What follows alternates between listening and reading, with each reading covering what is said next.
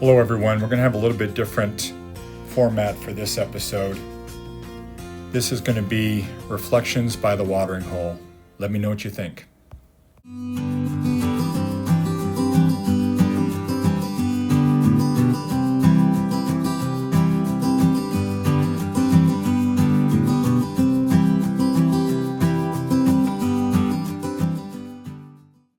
Your generosity has just been, I can't tell you how helpful, really gotten me out of some rough patches. Thank you very much. And please remember to give this a thumbs up. That's also super helpful. Rick Steves describes three types of travelers. The first one is the tourist, who passively observes at a distance. They often focus on sightseeing and experiencing things from a detached perspective, like visiting famous landmarks and taking photos. The second one is the traveler, who immerses themselves and connects with places and people in the destination for a deeper experience. They engage with local culture and connect with people and experience the place more fully. They often seek local style experiences to get a better sense of the culture. The third one is the pilgrim, who approaches travel with a specific, often spiritual or transformative experience through their travel. The pilgrim is the most profound level of travel. They will travel with a quest for understanding, deeper meaning, or that spiritual experience. When I was at the Beulah Youth with a Mission YWAM base in Zambia, I was seated around a fire answering questions about my trip with people who were engaged in their Discipleship Training School, DTS. I was asked what the most unexpected thing or biggest surprise of my travels was. Without needing to think about it or hesitating, I answered, I thought I was going to be more of a tourist, and I turned out to be much more of a pilgrim. I've been all three of Rick Steves' travelers. I have shown up to attractions and clicked a few photos and left. I have shared meals with local families in their homes, and I have cried alone in fear and experienced the gentle, healing presence of God. When I was imagining this trip from the comforts of my life in the United States, drawing arbitrary lines on maps and imagining timelines, I made lists of attractions and sites to see. I had lists of items to check off at each destination. I thought I was going to be more of a tourist, but I ran up against myself and the world. I have never been an extrovert. This is not news to anyone who knows me. I like people, but I like lots of alone time and require it to center myself and recharge. Visiting a tourist site like the Blue Mosque in Istanbul, and like most tourist attractions, requires a lot of time around a lot of people. I enjoyed these sites and felt grateful to see them, but then I needed time to myself. Tourist attractions are often expensive too. When I have to pay for fuel, visas, food, lodging, and other expenses, those little extras add up quickly. This is something of a deterrent from some of those tourist attractions. There's also a great deal of effort for me to travel overland, seeking places to sleep, eat, get fuel, trying to communicate with people, and stay safe, all while traveling solo, requires a great deal of energy from me.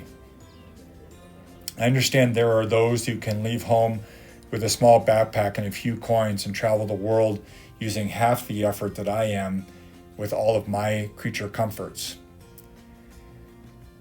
I'm not them. I'm scared a lot. I need to have a full stomach and a hot shower, frequently. Every so often, I need to stay in a secure place for a few days before setting out again. I need to really psych myself up to ride my motorcycle in the traffic of Istanbul, Baghdad, Nairobi, or Uganda. I am not bulletproof, streetwise, or savvy.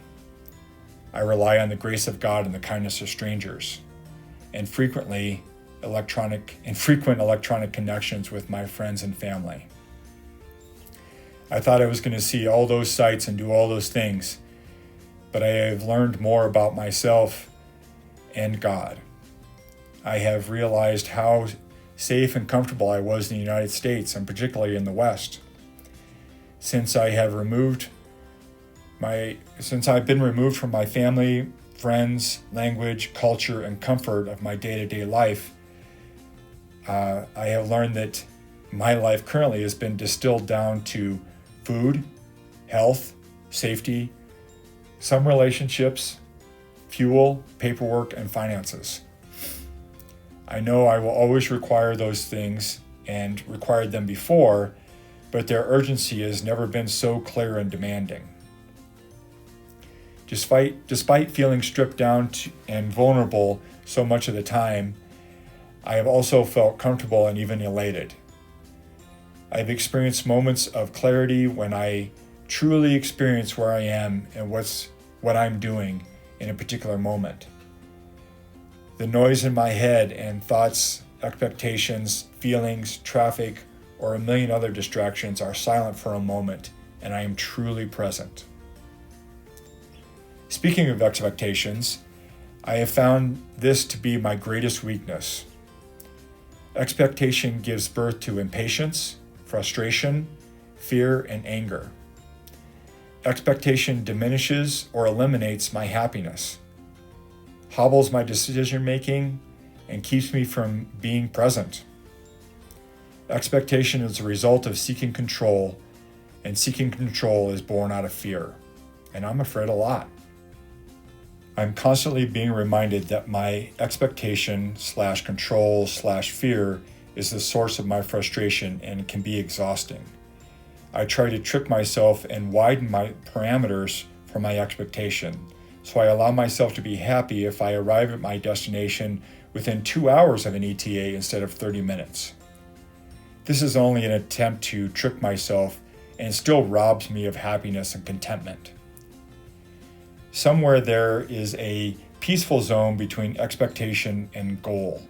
I am searching for that zone constantly. Stopping in a place for 2 or 3 days allows me to quiet some of those noises in my head and reflect and process what I have seen and experienced. I have seen the homes of my ancestors who lived in the Czech Republic. I rode across the beautiful country of Iraq. I ate roasted goat in a Maasai cattle market in Tanzania. I was way too close to a bull elephant in Zambia, and a billion other remarkable moments.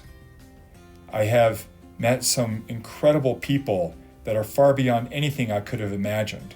Friends, relatives, and absolute strangers at every step of my journey have taught me about hospitality and kindness again and again. My fears of traveling through Iraq were met with constant invitations to tea and dinner and roadside selfies. When my motorcycle was laid down in the middle of a city in Turkey, or on a miserable road in Kenya, or on a bridge in Tanzania, or a construction zone in Botswana, I have always been met with kindness and assistance. People were always there to help me pick up my motorcycle. I have never been given a reason to justify my fears. I left home planning to be a glorious tourist, and I am here in Namibia, humbled, grateful, and closer to God than I have ever been. I am so grateful to be here, and I am working to be present and relaxed. I pray this had some meaning for you as it did for me. And thank you for watching.